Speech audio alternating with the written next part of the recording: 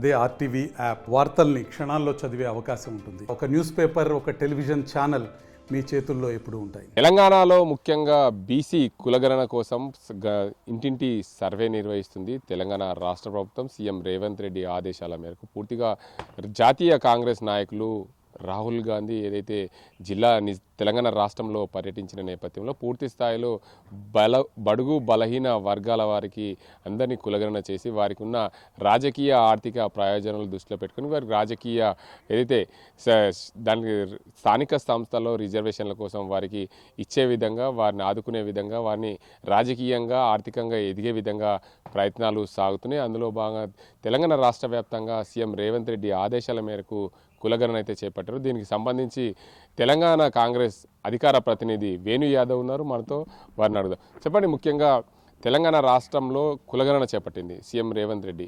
ఇది ఎలా ఉంటుంది అంటున్నారు? మీరు కూడా ఒక బీసీ నాయకుడు, అధికార ప్రతినిధి కాంగ్రెస్ పార్టీకి, చెప్పండి.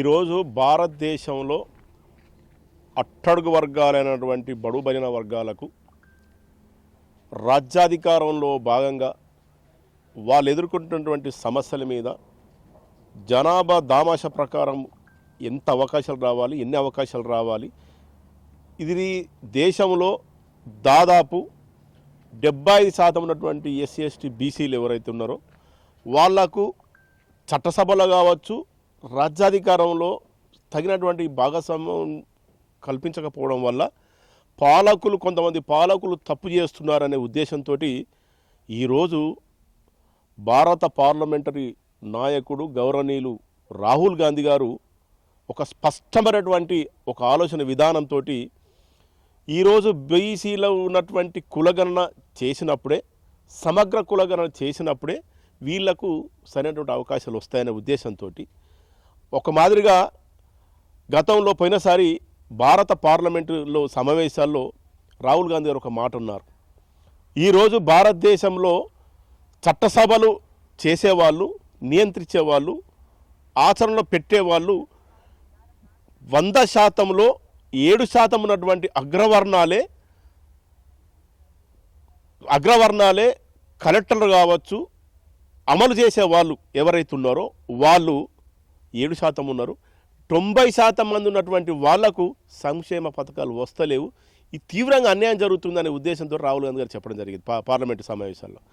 దాన్ని ఆలోచన విధంగానే ఈరోజు ఖచ్చితంగా అట్టడు వర్గాలకు, బలుబడిన వర్గాలకు తగినటువంటి విద్య, వైద్య, సంక్షేమ పథకాలు కానీ చట్టసభలో కానీ అవకాశాలు కల్పించడంలో భాగంగానే కల్పించినప్పుడే నిజమైనటువంటి ప్రజాస్వామ్యం వర్ధిల్లుతుందనే దాని ఉద్దేశంతో రాహుల్ గాంధీ గారు ఏదైతే ఆలోచన తీసుకున్నారో ఆ ఆలోచన ప్రకారమే ఈరోజు బీసీ కులగణన సమగ్ర సర్వే ఈరోజు తెలంగాణలో మొదలుపెట్టడం జరిగింది. ఈరోజు బడుగు బలిన వర్గాలకు రాహుల్ గాంధీ గారు దేవుడైతే ఈరోజు మాకు ఈ రాష్ట్ర ముఖ్యమంత్రి రేవంత్ రెడ్డి గారు ధైర్యంతో ఈరోజు సమగ్ర సర్వే మొదలుపెట్టడం జరిగింది. ఆ రోజు మేనిఫెస్టోలో చెప్పడం జరిగింది, కాంగ్రెస్ పార్టీ మేనిఫెస్టోలో చెప్పడం జరిగింది, ఖచ్చితంగా కాంగ్రెస్ పార్టీ అధికారంలోకి వచ్చిన తర్వాత బీసీ కులను చేపడతామని చెప్పేసి ఏదైతే చెప్పినామో దాని మాదిరిగానే 6వ తారీఖు నాడు మొదలుపెట్టడం జరిగింది. ఈరోజు బీసీ కుల గణన కానీ సమగ్ర సర్వేలో భాగంగా అంటే ఈ రాష్ట్రంలో బీసీలు ఎంతమంది ఉన్నారు, బీసీలకు జనాభా దామాష ప్రకారం ఎన్ని రావాలి, సంక్షేమ పథకాలు తీసుకున్నా, విద్యా వైద్య రంగాలకు తీసుకున్నా ఎంత రావాలనే ఉద్దేశంతో ఈరోజు కార్యక్రమం చేపట్టడం జరిగింది. ఈరోజు కాంగ్రెస్ పార్టీ తీసుకున్నటువంటి నిర్ణయం ఏదైతుందో ఇది సాహసోపేతమైన నిర్ణయం. కొన్ని వర్గాలకు నచ్చకపోవచ్చు, కానీ ఈరోజు రాహుల్ గాంధీ గారు ఏదైతే నిర్ణయం తీసుకున్నారో దానికి అనుకూలంగానే ఈరోజు రాష్ట్ర ముఖ్యమంత్రి రేవంత్ రెడ్డి గారు మాకు ధైర్యాన్ని ఇస్తూ ఈరోజు మాకు ధైర్య సాహసాలతోటి ఈ వర్గాలకు న్యాయం చేస్తారని చెప్పేసి మేము భావిస్తున్నాం. అందులో భాగంగానే 6వ తారీఖు నుంచి మొదలైంది. పూర్తిగా ఈ నెల రోజుల పాటు ఈ కుటుంబ సర్వే సమగ్ర సర్వే జరిగిన తర్వాత దీని లెక్కల ప్రకారం తీసిన తర్వాత అప్పుడు స్థానిక సంస్థల్లో రిజర్వేషన్ ఎన్ని ఇవ్వాలి, చట్టసభలు ఎన్ని ఇవ్వాలి, విద్యారంగంలో ఎన్ని ఇవ్వాలి, అనే దాని మీద సముచితంగా రాష్ట్ర ప్రభుత్వం నిర్ణయం తీసుకుంటుందని చెప్పి భావిస్తున్నాం. అయితే ముఖ్యంగా ఇప్పుడు ఏదైతే బీసీ కులగణన కోసం ఇంటింటి సర్వే నిర్వహిస్తారో తెలంగాణ రాష్ట్ర ప్రభుత్వం ప్రతిష్టాత్మకంగా ప్రతి ఒక్కరికి ఆర్థిక సామాజిక సంక్షేమ పథకాలు వచ్చే విధంగా వీటి అన్నింటి చేపడుతుంది. ఇది స్థానిక సంస్థలు వచ్చేసరికి ఎవరైనా సరే ఇది అమలుకు కాకుండా అడ్డుపడే అవకాశాలు ఉన్నాయా? లేదండి, ఒకవేళ అమలు కాకుండా అడ్డు ఎవరైతే పడతారో, ఈరోజు రాహుల్ గాంధీ గారు చెప్తున్నారు కదా ఇందాక, బడుగులకు బలిన వర్గాలకు దేవుడైన, అణచబడ్డటువంటి వర్గాలకు రాజ్యాధికారం ఇవ్వాలి అనే దాని మీద ఆలోచనతో తీసుకున్న నిర్ణయం. ఈరోజు ముఖ్యమంత్రి గారు కూడా దాన్ని అమలు చేస్తున్నాడు. ఎవరైతే అడ్డుపడాలని చూస్తారో, చేయాలని ప్రయత్నం చేస్తారో వాళ్ళు బడుగు బలిన వర్గాల ద్రోహులు అవుతారు. ఆ ద్రోహులు అలాంటి నిర్ణయాలు తీసుకుంటే బడుగు బలిన వర్గాల చేతిలో పతనం కాక తప్పదు. అది రాజకీయంగా కావచ్చు, ఇంకో రకంగా కావచ్చు. ఇది మాత్రం ఎవ్వరు ఊరుకుంటే సమస్య లేదు. ఎవరైతే చేస్తారో, చేయాలనుకుంటున్నారో వాళ్ళు మా వర్గాలకు మాత్రం వాళ్ళు పతనం కాక తప్పదు. వాళ్ళు ద్రోహులుగా మిగిలిపోతారు. అయితే ముఖ్యంగా చెప్పండి, మీ పార్టీలో ఉండి మీరు కాంగ్రెస్ పార్టీ అధికార ప్రతి మీ పార్టీలో ఉండి మీ పార్టీ వ్యక్తులను విమర్శిస్తున్నారు ఒక ఎమ్మెల్సీ. ఇప్పుడు ఈ మధ్య అంటే ఎమ్మెల్సీ తీర్మాన్ మల్లన్న గారు పట్టభద్రుల ఎమ్మెల్సీగా ఎన్నికైనా జరిగింది.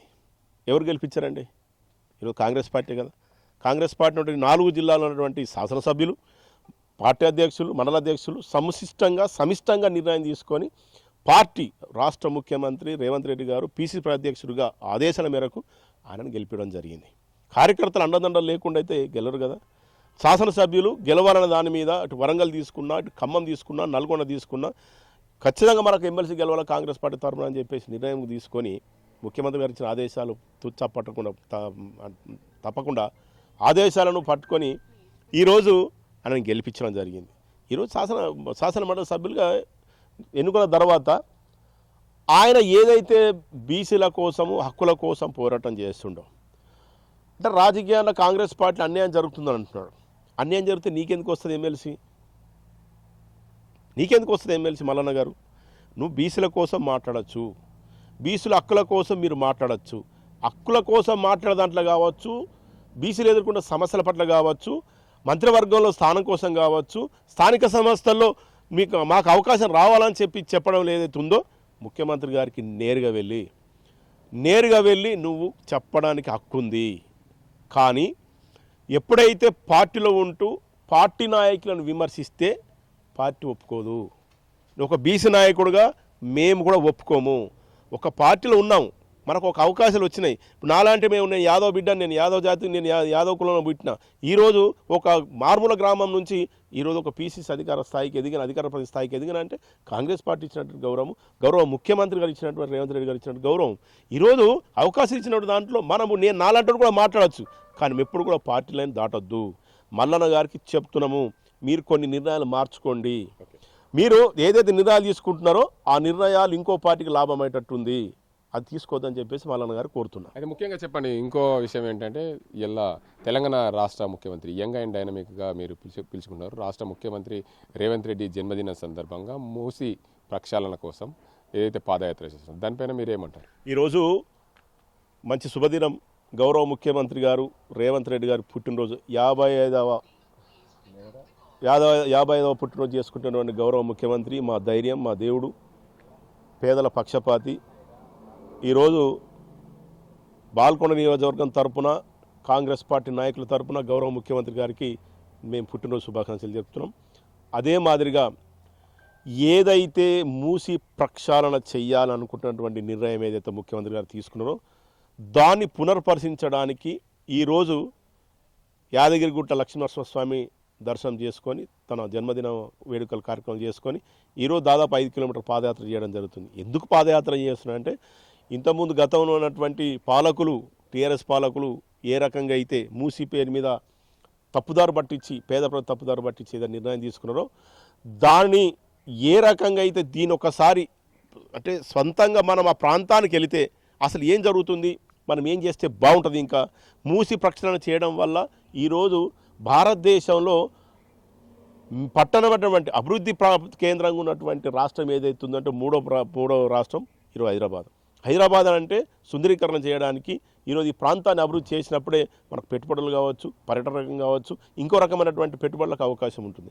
మూసీ ప్రక్షాళన దాంట్లో ఖచ్చితంగా తాను ఏదైతే ఈ మధ్య మా నాయకులు కూడా మా రాష్ట్ర మంత్రులు కూడా కొంతమంది యూరోప్ కానీ కొంత ఏరియాలు పోయి ఆ ప్రక్షాళన చేసి అసలు ఎట్లుంటుంది బాగుంటుందా ఏందనే దాని మీద చూసి రావడం దర్శించడం జరిగింది. అదే మాదిరిగా మూసీ ప్రక్షాళన చేయడం వల్ల ఈరోజు నిరుపేదలు, ఆ ప్రాంతంలో ఉన్నటువంటి నిరుపేదలు అనారోగ్యాలకు గురైపోయి ఈరోజు దౌర్భాగ్య స్థితిలో ఉన్నటువంటి ప్రాంతంలో వాళ్ళు జీవిస్తున్నారు పేదవాళ్ళు. అదే మాదిరిగా ఒక్కసారి తీసుకుంటే మొన్న వరదలు వచ్చినప్పుడు ఏ రకమైనటువంటి లోతట్టు ప్రాంతాలు ఏ రకంగా నాశనమైనవి ఒకసారి చూసుకోవచ్చు. భావితరాలకు ఉపయోగపడే విధంగా మూసీ ప్రక్షాళన జరగాలన్నదే ముఖ్యమంత్రి ఆలోచన. Okay, thank you.